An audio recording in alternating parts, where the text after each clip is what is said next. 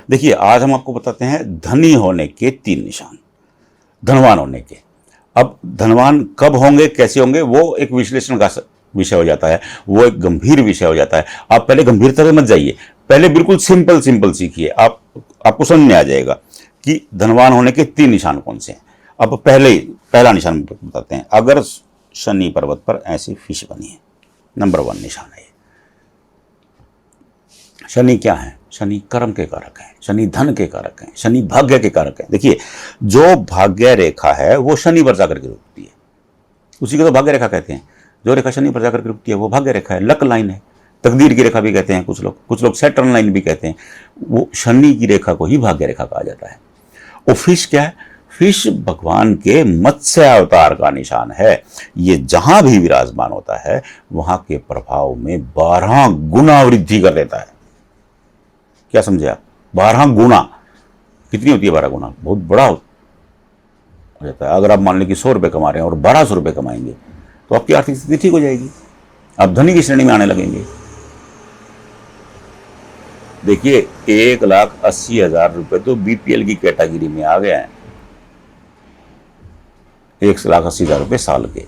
तो अब जितना आप कमा रहे हैं, अब 1,80,000 रुपये बीपीएल कैटेगरी में, मान लो कि आप बिलो प्योरिटी लाइन हैं, गरीबी रेखा से नीचे हैं, 1,80,000 रुपये तो भी कमा रहे हैं।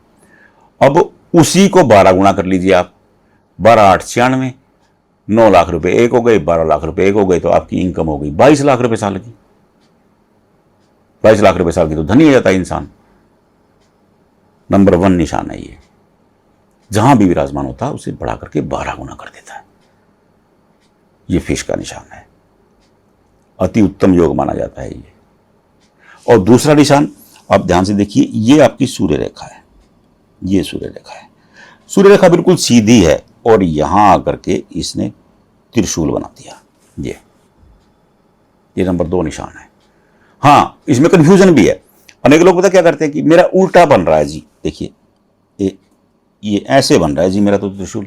ये अति उत्तम है, ये बहुत गजब का है। त्रिशूल ऐसे बने या ऐसे बने, देखिए दोनों में एज में डिफरेंस हो जाएगा धन आने में। अब मैं यहां आपको एज का समझाऊंगा ना तो बहुत समय लंबा लग जाएगा। आप सिंपल समझिए, ट्रैंक आपका त्रिशूल नीचे बना है या ऊपर बना है, ये धनी होने का योग है। बस आप इसी को ध्यान रख लीजिए। अगर ये निशान है आपकी हथेली में तो आप धनी बनने वाले हैं। हाँ, अगर ये रेखाएं दोनों ऊपर आ गई हैं, ये यहां आ गई और उसके बाद ये ऐसे हो गया, सोने पे सुहागा हो गया, ये और गजब का योग बन गया। देखिए, हम सामान्यतः हाथों की बात करते हैं। अगर हम हार्ट लाइन, ये हार्ट लाइन है, हार्ट लाइन पर आते हैं तो एज होती है 48 लिटिल फिंगर की तरफ से। यहां से आते हैं तो एज होती है 53। सिंपल बता रहा हूं आपको। अब ये यहां आ गया तो क्या होगा? 44 के बाद धनी। अब धनवानों की श्रेणी में आना शुरू हो जाएंगे, क्योंकि आपका जो सोर्स ऑफ इनकम है वो गजब का बढ़ना शुरू हो जाएगा। ये निशान ऐसा है। अगर यही रेखा, ये रेखा ऐसी हो गई, ये क्या है? ये मंगल है। मंगल क्या है? अग्रेशन, एनर्जी के कारक है मंगल। अब ये सूर्य के साथ मिले। देखिए, आप ज्योतिष को ध्यान से समझिए। सूर्य क्या है? ग्रहों के राजा है। 1 नंबर, न्यूमरोलॉजी में उनको 1 नंबर दिया गया है। ज्योतिष में उनको ग्रहों का राजा कहा गया है। सफलता की पहली सीढ़ी सूर्य है।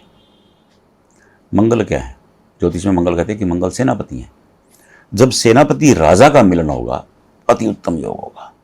इसलिए इस रेखा को वेल्थ रेखा कहा गया है। हम इसे वेल्थ रेखा के नाम से संबोधित करते हैं। ऐसे लोग शानदार वेल्थ क्रिएट करते हैं।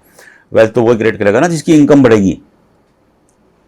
अब जिसकी इनकम ही नहीं होगी वो वेल्थ कैसे क्रिएट करेगा? वो तो रोटी के लिए लड़ेगा। वेल्थ इनकम पे ही होती है। तो आप इसको समझ लीजिए, ये वेल्थ रेखा अगर ये ऐसे बन गई है, कुछ भी सोचने की जरूरत नहीं है। आप अपनी हथेली में मिला करके देखिए, अगर ऐसी रेखा बनी हुई है तो आप एक दिन शानदार वेल्थ क्रिएट करेंगे।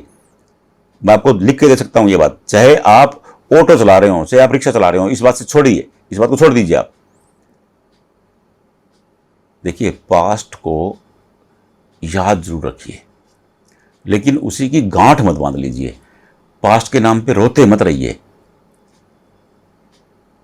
कर्म करते रहिए। देखिए, किसी गरीब घर में पैदा होने में आपका कोई योगदान नहीं होता है, वो सब ऊपर वाले का काम है। आप गरीब पैदा हुए, लेकिन गरीब मरे, वो आपकी कमी है। गरीब पैदा होने में दोष नहीं है, लेकिन कर्म तो करते रहिए ना। आप कर्म करते रहेंगे तो आप गरीब रहेंगे नहीं। कर्मण्यवादितारस्ते मां फलेषु कदाचन, श्रीमद् भागवत गीता में कहा है कर्म सिद्धि ने। जो आदमी कर्म करता है वो उच्च स्तर पे चला जाता है, उच्च हो जाता है। तो कर्म तो करते रहिए। कर्म करने में किसने कहा है? बस भूतकाल को याद रखिए, उसकी गांठ मत बांध लीजिए, उसे अपनी कमी मत मान लीजिए कि वो आपकी कमी है। नहीं, वो कमी नहीं है, उसे सीखिए। विद्वान क्या कहते हैं कि दुख से सीखो और सुख में एंजॉय करो। यही तो कहा जाता है। दुख से सीखना चाहिए इंसान को, ताकि दोबारा वैसी मिस्टेक ना हो। फेल होना बुरी बात नहीं है, आप किसी क्लास में फेल हो रहे हैं, लेकिन बार बार फेल होना बुरी बात है। एक बार आप ऐसे फेल हो सकते हैं, कोई बात नहीं, लेकिन उसे सीखिए ताकि अगली बार दिक्कत ना आए। तो अब ये 3 निशान आप ध्यान से देखिए। नंबर 1 फिश, नंबर 2 सूर्य रेखा, और नंबर 3 वेल्थ रेखा। बिल्कुल सिंपल फार्मूला है। हस्तरेखा शास्त्र बहुत सरल है, सिंपल है। बस केवल मिला करके देख लीजिए। नेट पे चला रहा है, आप ये वीडियो चला रहे हैं, रिवाइंड कर लीजिए, आपको पता लग जाएगा। अनेक लोग कंप्लेंट करते हैं कि मैं फास्ट बोलता हूं, जल्दी बोलता हूं। तो कोई दिक्कत नहीं है, नेट तो फ्री का है, दोबारा सुन लीजिए। जल्दी बोलता हूं तो उसमें कोई दिक्कत थोड़ी आनी है। दोबारा सुनिए, आपको समझ में आ जाएगा। नहीं समझ में आएगा कमेंट बॉक्स में भेजिए, हम बता देंगे आपको। इसमें कंफ्यूज होने की तो कोई बात ही नहीं है। मेरा नंबर वीडियो पे चल रहा है, साथ साथ नंबर पे भेज दीजिए व्हाट्सएप पे, तो बता देंगे हम आपको। लेकिन आपको एफर्ट तो करना पड़ेगा ना, प्रयास तो आपको करना है। प्रयास कीजिए, अपना भविष्य संवारिए। राधे राधे।